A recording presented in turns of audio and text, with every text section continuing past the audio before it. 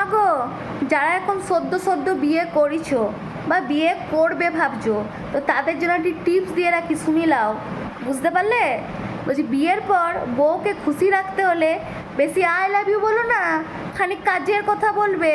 দাও তোমার খানিক বাসনগুলো মেজে দিই, ঘরটা একটুখানি মুছে দিই, খানিক ঝাঁট দিয়ে দিই, তোমার সঙ্গে রান্না একটু হেল্প করে দিই, তখন দেখবে বউ একদম ফুল ফ্রেশ, একদম বউয়ের কোনো মাথা গরম নাই, বউ একদম সবসময় রোমান্টিক মুডে থাকবে।